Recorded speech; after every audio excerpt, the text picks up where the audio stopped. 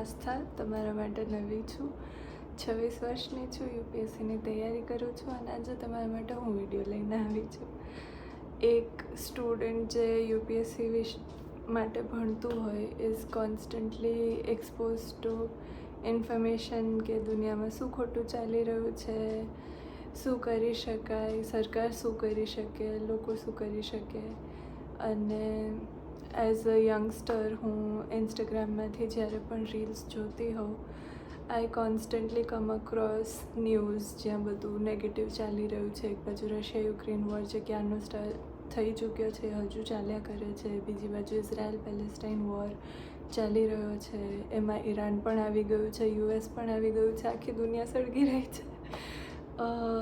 મેં એક રીલ જોઈ જેમાં એક જર્નલિસ્ટ કહી રહ્યા હતા કે પેલેસ્ટાઇનમાં બાળકો રમકડાં રમવાની જગ્યાએ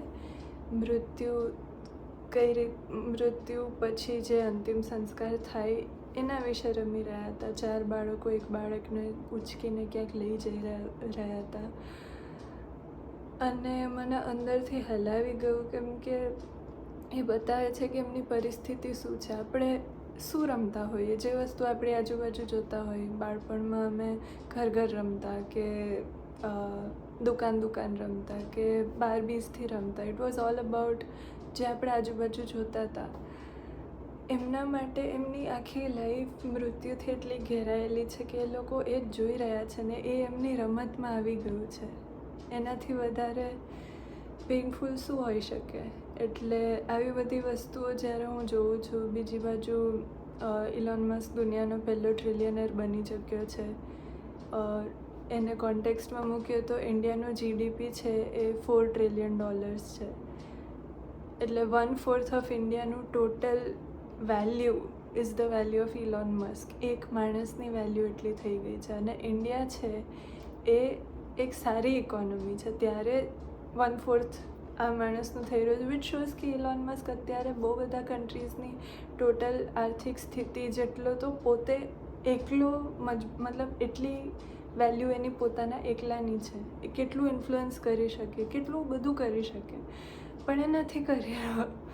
બીજી બાજુ ક્લાઇમેટ ચેન્જ ભયંકર. અત્યારે સુરતમાં પૂર આવ્યું છે, આટલો વરસાદ પડ્યો છે. 2-1 વર્ષ પહેલાં દુબઈમાં ભયાનક વરસાદ પડ્યો હતો જે એકદમ અનએક્સપેક્ટેડ વસ્તુ છે.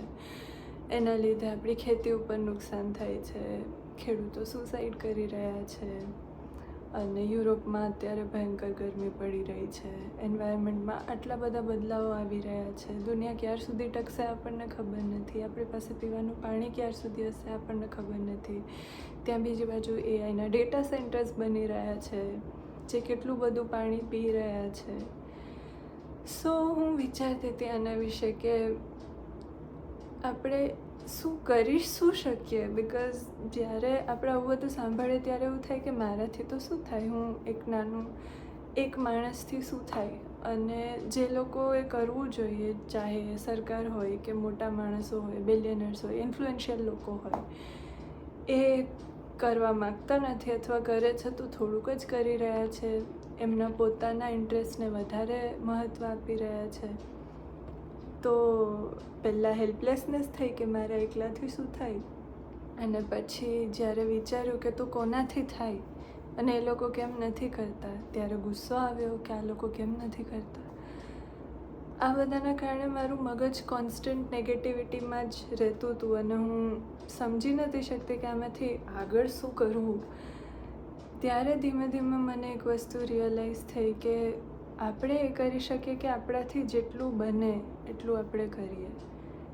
અને એ વસ્તુએ મને બહુ માનસિક શાંતિ આપી. એણે મને મારા મગજમાં એટલી જગ્યા આપી કે એમાં ક્રિએટિવિટીને સ્થાન મળે. ક્રિએટિવિટી એવી કે જે મને મદદ કરે કે હું મારા તરફથી જેટલું કરી શકું એટલું કરું, જેથી આ દુનિયા મારા હોવાથી એટલીસ્ટ ખરાબ ના થાય. થોડી સુધરે તો બેસ્ટ, પણ ના સુધરે તો એટલીસ્ટ ખરાબ ના થાય.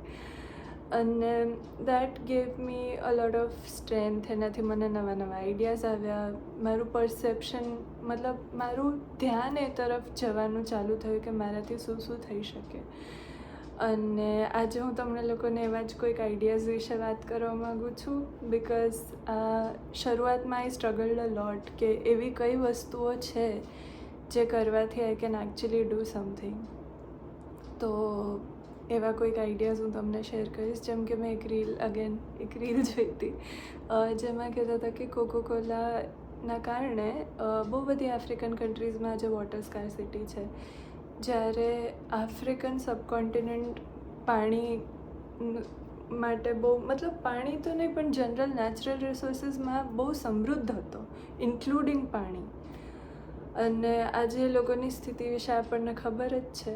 એટલે હા, એમાં પણ સહારા ડેઝર્ટ પણ છે, એટલે આપણે ખાલી એ રીતે ના કહી શકીએ. પણ factually there are studies which shows કે કોકોકોલાએ પોતાના પ્રોફિટ માટે આફ્રિકામાં ગ્રાઉન્ડ વોટર બહુ સસ્તામાં ખરીદીને ત્યાં વોટર સ્કાર્સિટીને પુશ કર્યું છે.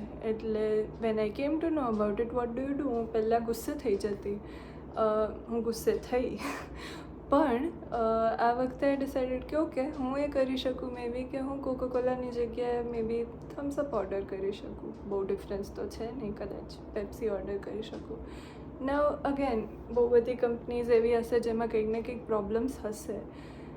What we can do is કે આપણને જેટલી ખબર પડે, આપણે જેટલું કરી શકીએ એટલું આપણે કરતા રહીએ. એનાથી જે સેટિસ્ફેક્શન મળે છે ને, એ મને એનર્જી આપે છે કે હું બીજી જગ્યાઓમાં પણ એ રીતે ધ્યાન આપી શકું. જેમ કે મારા કપડાં છે તો આઈ અવોઇડ કે હું નવાં કપડાં બહુ ખરીદું. અત્યારે પણ હું 8મા 9મા ધોરણના જૂના કપડાં જે મને થાય છે એ પહેરું છું, જે નથી થતા એ બીજા લોકોને આપું છું. સો તમારાથી જેટલું થાય એટલું કરો અને તમારી આજુબાજુના લોકોને કહો. બિકોઝ પહેલાં મને એવું થતું કે બીજા બધા લોકો કરવા જ નથી માગતા, કેમ કે બધા બહુ સેલ્ફ સેન્ટર્ડ છે. બટ આઈ રિયલાઇઝડ કે એવું નથી. લોકો દિલથી તો સારા જ છે, લોકો સારું ચાહે છે, સારું કરવા માગે છે. ઘણી વખત લોકોને ખબર જ નથી. જેમ કે એઆઈની ચર્ચા હંમેશા થતી, હવે મારે તો ભણવામાં આવે એટલે હું ભણતી, અને મોટો મુદ્દો એ હતો કે એમ્પ્લોયમેન્ટ માટે ક્રાઇસિસ ક્રિએટ કરશે એઆઈ, જે સાચી વાત છે એબ્સોલ્યુટલી. પણ એઆઈનું એક સૌથી મોટું એ પણ હતું કે પાણી બહુ યુટિલાઇઝ કરે છે, બહુ જ પાણી યુઝ કરે છે અને ફ્રેશ વોટર યુઝ કરે છે, જે ડેટા સેન્ટર્સના કુલિંગ માટે વપરાતું હોય છે. તો મારા ફ્રેન્ડ્સ સાથે હું એક વખત વાત કરતી હતી ત્યારે મેં એમને કીધી આ વસ્તુ, તો એમને ખબર જ નથી. એ લોકો એઝ એન્જિનિયર્સ એમનું ધ્યાન નેચરલી, આપણું ધ્યાન એ વસ્તુ પર વધારે જાય જે આપણને અસર કરતી હોય. તો એમનું ધ્યાન એ વસ્તુ પર ગયું કે એમની જોબને કઈ રીતે અસર કરી શકે. પણ it impacts water, it impacts our lives at the end of the day. એટલે જ્યારે મેં એમને કીધું તો દે બીકેમ મોર ઓપન કે ઓકે. અને પછી એનાથી શું થાય કે દેન તમે બની શકે એટલો યુઝેજ ઘટાડો. તમે એઆઈની જરૂર ના પડે એવી જગ્યાએ એઆઈ યુઝ ના કરો. તમે જેમ કે તમારા ફ્રેન્ડને કોઈ ગિફ્ટ આપવા માગો છો તો તમારી આજુબાજુના લોકોને પૂછો instead of asking AI.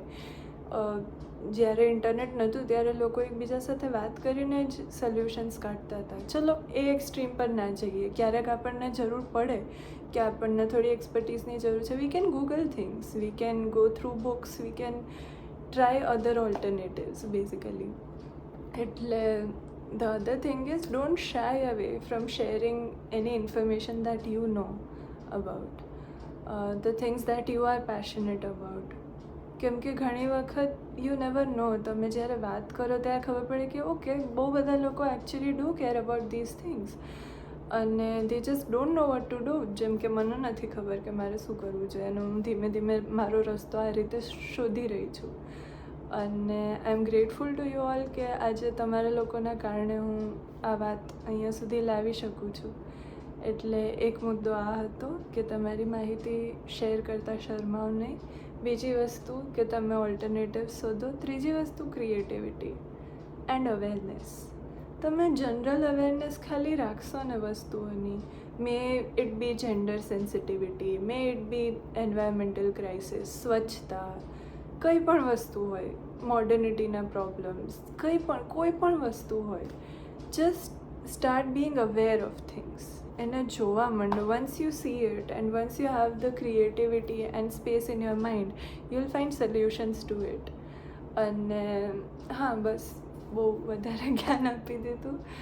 I don't mean to lecture you on anything. હું બસ મારા એક્ઝામ્પલ્સ તમને કહેવા માગતી હતી because this things have brought a lot of peace in my life. અને I would really appreciate it જો તમારી પાસે પણ આવા કોઈ ઇન્ટરેસ્ટિંગ સોલ્યુશન્સ હોય કે તમે જે વસ્તુ માટે પેશનેટ હો એને બદલવા માટે તમારી પાસે કોઈ રસ્તાઓ હોય તો please let me know, because I am still finding things out અને that will help me move forward in this journey.